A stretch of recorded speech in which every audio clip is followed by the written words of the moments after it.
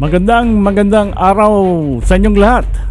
Mga kaibigan natin ng mga nakikinig sa buong mundo.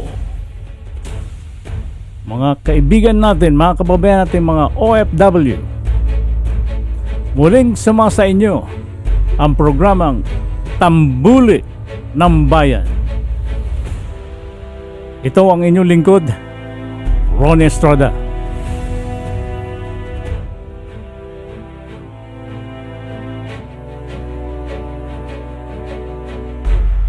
Okay, patuloy tayo mga kaibigan. Ngunit nais ko munang ipaliwanag sa ating mga kaibigan at sa ating mga mamamayan na sumasabaybay sa aking Facebook, sa YouTube, TikTok.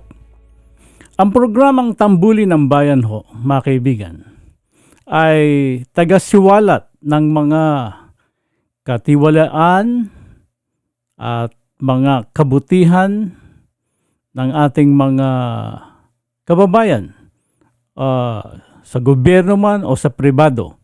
Maging ikaw ay isang kaibigan, kamag-anakan, wala akong pakialam. Basta ikaw ay nagkamali at gumagawa ng katiwalian sa gobyerno, ikaw ay nagnanakaw, isisiwalat kita dito sa programang Tambuli ng Bayan. Okay? Malinaw ba tayo? Is that clear? Nagkakaintindihan ba tayo? Kaya yung mga kaibigan natin dyan ay sasabihin ninyo, bakit mo binabanatan yung kaibigan natin? Bakit mo sinisiraan yung kaibigan natin? Kaibigan natin yan. Nagkakamali kayo. Hindi ho ganyan ang aking patakaran. Hindi ho ganyan ang aking ang tinatawag nating paminhiin sa buhay. Hindi tayo pwede magsinungaling. Sabihin mo na ako ay gumawa ng isang positive article column sa kanya, pero gumagawa ng katiwalian, hindi natin pwedeng gawin yan. Dahil meron tayong pananagutan dun sa itaas. Ang gusto ng nasa itaas, sino yung nasa itaas? Sino pa? Yung naglikha sa'yo, your creator. Dahil tayo po ay may takot sa Diyos. Dahil itong ating buhay ay hiram lang ho to. Temporary lang tayo dito sa mundong ito. Kaya as much as possible, gumawa ka ng kabutihan sa bayan mo at sa iyong kapwa.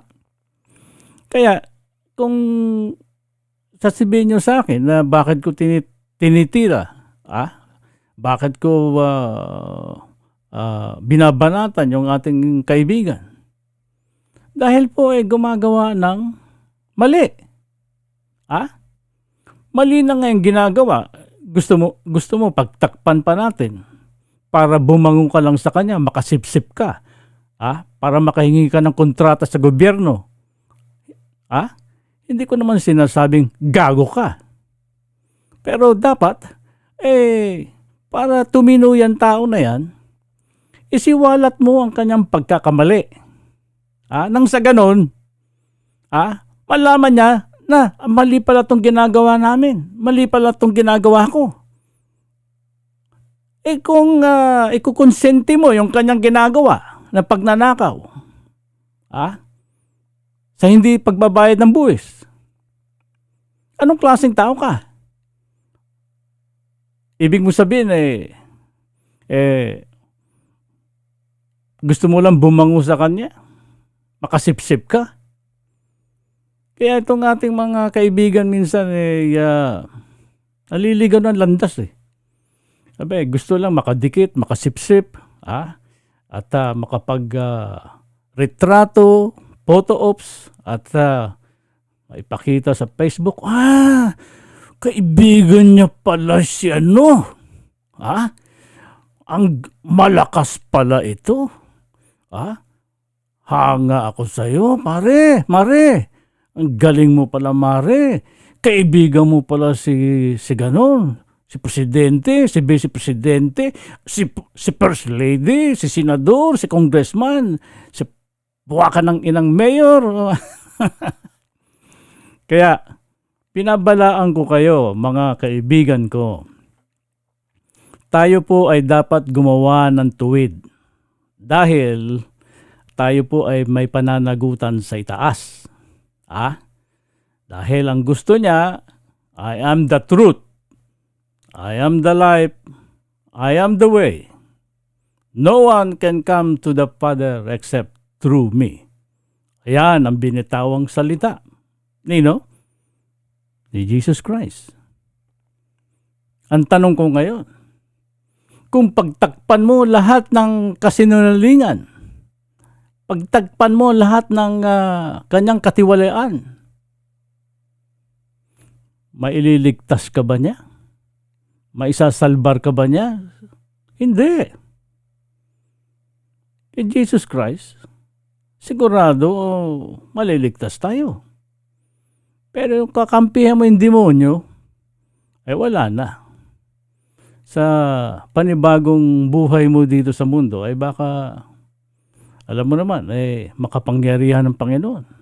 Kaya, dapat matakot ka dahil ang buhay mo ay galing sa Kanya.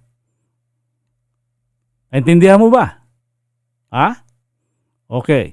Kaya kayo, mga kaibigan ko, mga na andyan dyan, nakapwesto, masasarap ang buhay dahil nakapwesto, sumisip-sip sila, mga blind supporter, nagbubulag-bulagan kahit na yung kanilang idol ay may mga katiwali ang ginagawa. Makasip-sip lang sila para guminhawa ang buhay nila. Ay, mag-iingat kayo. Lahat yan ay may kapalit, may kabayaran. Lahat yan ay may kabayaran.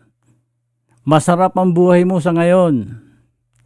Pero sa darating na oras, kung hindi man ikaw ang magdusa, yung mga pamilya mong iniwan mo, magdurusa lahat yan dahil sa kanilang mga pandarambong at kasabwat sa mga katiwalian ng ating gobyerno.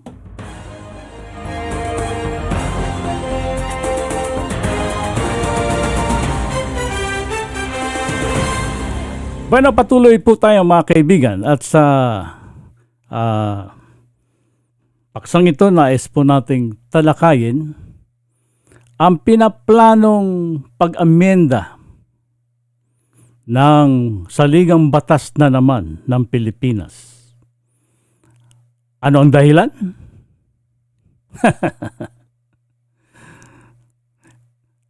Meron na naman silang ginagawang magic. Siguro. Para merong makinabang.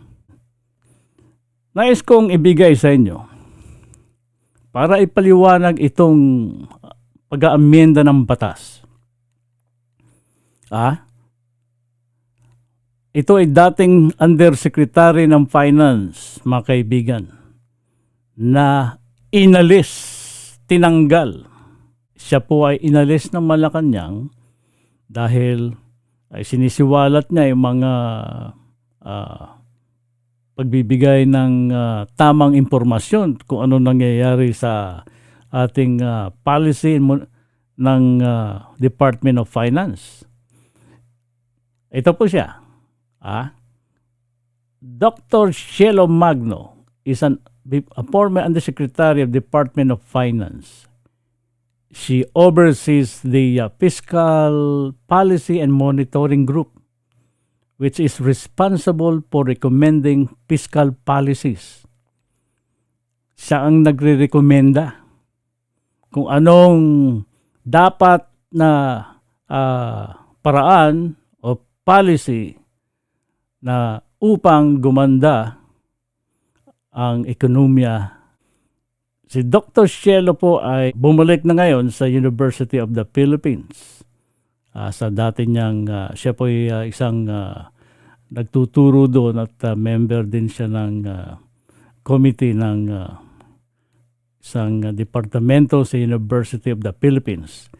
Ipapaliwanag niya tungkol sa pag-amyenda. Kung ano itong pag-amyenda ng konstitusyon. Cielo Magno. Pag-usapan po natin itong charter change na isinusulong. Nag-iikot na daw ang ating mga congressman para tayo ay papirmahin ng petisyon for a people's initiative to amend the Constitution. Meron ding TV ads na sinasabi na kailangan nating i-amend ang Constitution natin to improve the quality of education, to improve the agricultural sector, at para magpapasok ng mga investment dahil hindi raw pumapasok ang investment dahil hindi allowed ang pagmamay-ari ng lupa ng mga dayuhan sa Pilipinas. Unang-una po, walang ebidensya na nagsasabing kailangan hayaan ng mga dayuhan magmay-ari ng lupa para lamang sila ay mag-invest. Concrete example, Vietnam. Ang Vietnam po ay isa ngayon sa pinaka-attractive sa ASEAN para sa foreign investment. Pero sa Vietnam, hindi rin naman allowed ang pagmamay-ari ng mga dayuhan ng mga lupain. Sa kanila po, 50-year lease or pangungupahan. Ganon din sa Pilipinas. Tayo po, 25-year lease, tapos renewable for another 25 years. So 50 years din. Pero mapapaisip ka nga, bakit sa Vietnam ang daming pumapasok na foreign investors, bakit sa Pilipinas pangilan-ngilan? Sa mga pag-aaral po, ano ang mga dahilan or ano yung mga nakaka-attract ng foreign investment? Unang-una, i-address natin ang korupsyon. So, ibig sabihin, tanggalin natin yung mga corrupt. Pangalawa, padaliin ang transaksyon sa gobyerno o yung ease of doing business. Pangatlo, pataasin ang kalidad ng human capital. Ibig sabihin, yung kakayahan ng mga citizen sa isang bansa. Dito po pumapasok yung quality ng edukasyon. At alam naman natin, ayon sa global standards, pinakakulela tayo sa science, math, at English. Pero hindi po kailangang i-amenda ang konstitusyon para palakasin ang ating kakayahan sa sektor ng edukasyon. Pang-apat, tinitingnan din po ng mga investors yung quality ng ating infrastructure, halaga ng kuryente, stable na supply ng kuryente, quality ng healthcare system, peace and order, kung napapatupad ba ng maayos ang ating mga batas. At wala pong nagsasabi na kailangan na hayaan natin ng mga dayuhan magmay-ari ng ating mga lupain. So, fake news po at kasinungalingan yung pinapakalat ng TV ads na yan. Pangalawang punto po, bago matapos ang termino ni Pangulong Duterte ay sinulong na yung Public Service Act. Precisely para mapalawak ang mga sektor na kung saan maaaring magkaroon ng foreign investment. So sa Public Service Act, nilimitahan na lamang ang mga sektor na kung saan ang limit ay yung 40% foreign ownership. Everything else, pwede na yung 100% foreign ownership. So ano itong mga sektor na kung saan may limit? Una, electricity transmission and distribution. Pangalawa, petroleum pipeline transmission. Pangatlo, water and sewerage system. Pang-apat, seaports. Panglima, public utility vehicles. So sa 5 sektor na lamang po na to, nililimitahan ang foreign ownership. Noong 2022 din, nag-issue ng order ang Department of Energy allowing 100% ownership for renewable energy projects. So, pinakita po nito na naamyandahan or naayos ang pag-facilitate sa pagpasok ng foreign investment sa pamamagitan lamang ng batas. Walang ginawang pag-amyenda ng konstitusyon. Pangatlo, ito po trust issue na. Maniniwala ba kayo o pagkakatiwalaan ba natin ang kongreso na to na isang tabi ang kanilang mga personal na interest at isulong ang interes ng taong bayan sa pag-aamyenda ng ating konstitusyon? Bibigyan ko po kayo ng isang konkretong halimbawa. Ito pong House Bill 8937 ay tungkol sa taxation ng mining sa Pilipinas. Nung nasa Department of Finance pa po ako, isinusulong po natin na taasan ng taxes sa mining para naman magkaroon tayo ng karagdagang revenue pangbayad ng mga inuutang ng gobyerno. Pero nung lumabas po itong bill tungkol sa taxation ng mining sa House of Representatives, imbes na taasan ng royalty na kinokolekta sa mining companies, ito po ay ibinaba. Okay? Ang unang proposal nga po ay ibaba ito mula 5% to 3%. Nagreklamo or binantayan nito ng ating mga Alright, nakita nyo, mga kaibigan. Gusto nilang ibaba yung mining taxes from 5% to 3%. Alam niyo ba anong dahilan? Bakit gusto nilang ibaba? Para mas malaki yung kitain ng mga mining industry. Dahil kung ibaba nila yung buwis na yan, ay meron makikinabang. Alam niyo ba kung sino makikinabang? Ay siyempre, kung sino yung nag-sponsor ng batas, sino yung mga congressman na gumawa ng batas na yun para pababain ng buwis, ay sila ang mabibigyan ng biyaya na napakalaki. Kasabwat na rin dyan, siyempre, ang mga mandarambong sa itaas.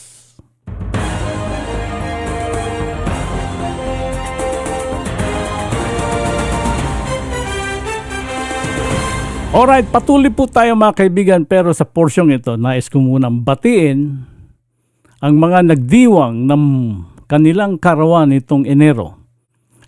Unang-una, binabati natin itong ating kaibigan from Isabela, na taga San Jose, na nagdiwang ng kanyang karawan noong January 2nd. Walang iba kundi si Joe Albano. Maligayang belated happy birthday. At kasunod niya, nagdiwang din ang dalawang anak niya ng karawan na ginawa dito sa Grange Hall sa San Jose. Maraming dumalo, mga kaibigan niya na ininyahan, inimbita sa pagtitipon na yon, sa pagsalo-salo sa karawan ng dalawang anak niyang si Joey at si Joel. No, nagdiwang sila ng karawan nila ng January 6, no? Ayan, yan ang mga nagdiwang ng karawan nila. Kadagdagan dyan ay binabati ko rin ng happy birthday. Si Art Aguinalde. Alam ko, buwan din ng January. At binabati rin natin yung taga Batak, Ilocos Norte. Taga Batak ba siya? Taga Batak. Si Modesto Ukol. Yan, Modesto Ukol. Hindi bubukol kung hindi uukol. Maganda yung apelido ni Modi. Yan. Yan ay nagdiwang din ng karawan itong nakaraang araw ng Enero. At binabati ko rin ng maligayang karawan yung ating tagapakinig, follower sa Facebook na taga Mantika. Mga kaibigan, ito ay taga Cagayan Valley. Ang kanyang anak ay nagdiwang ng birthday nitong nakaraang kailan ba? Itong Sabado lang. Pupunta sana ang inyong lingkod, ngunit medyo may kasama ng panahon. So binabati natin ng maligayang karawan, happy birthday to Isaiah Rondes. Belated happy 21st birthday. So sa inyong lahat ay hinahandog natin ang kantang ito. Happy, happy, happy birthday. Sa'yo ang pagkain, sa'yo ang inumin. Happy, happy, happy birthday. sana'y mabusog mo kami. Okay, yan po mga kaibigan.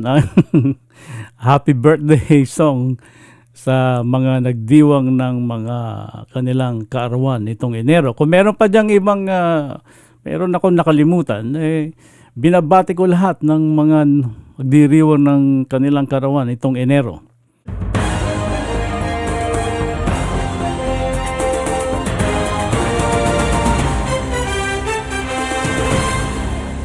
Sa pagkakataong ito mga kaibigan, ay tayo po naman ay sa uling parte ng ating programa, ay nais ko pong handugan kayo ng isang awitin. Ngunit itong aking kakantahin ay inahandog natin sa ating mga kaibigan na nag-request nito. Kakanta po tayo ng 4 na boses na gagayahin ko. Sino-sino tong mga boses na ito? Ito po. Gagayahin natin ang boses ni Apo Lakay, ni FBR, ni FPJ, at ni Erap. Mabuhay, Philippine 2000. This is FBR, Tabako. Yan po this is FBR. We never die, we just fades away. Ayan po si FBR. Hahandugan ko kayo ng awitin kung saan man kayo naroroon. At kakantahin natin ang 4 na boses. Para sa inyong lahat. Ladies and gentlemen, President Ferdinand E. Marcos Sr.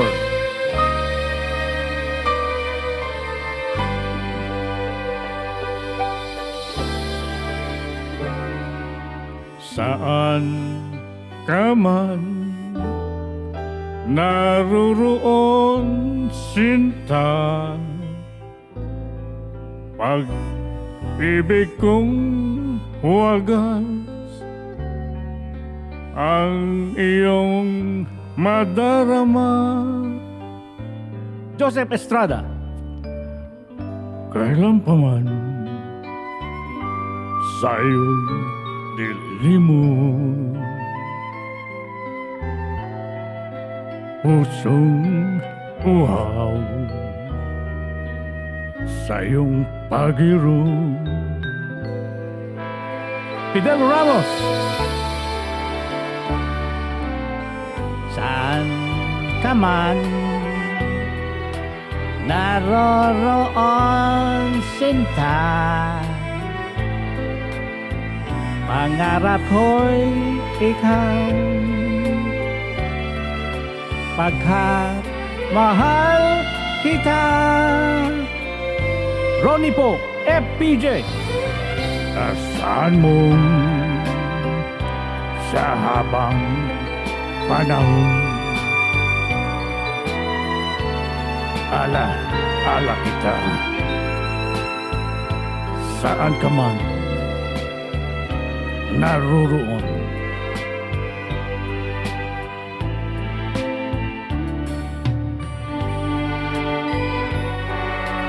Harinaway kayo po'y naaaliw sa ating konting entertainment number.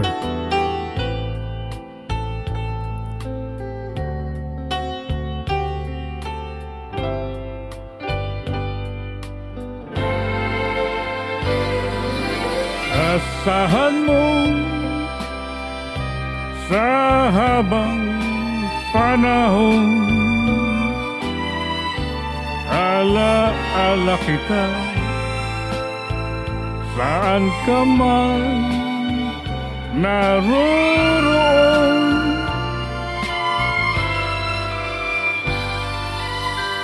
asahan mong sa habang panahon,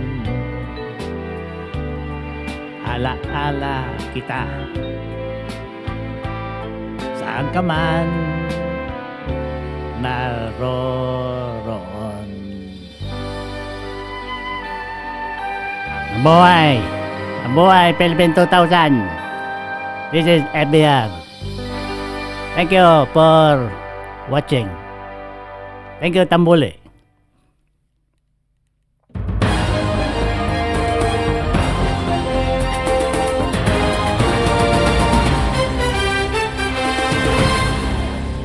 Bueno mga kaibigan, dyan po natin tinatapos ang ating programa. Ito po inyong lingkod, Ron Estrada. Maraming salamat po. Mabuhay kayong lahat. God bless.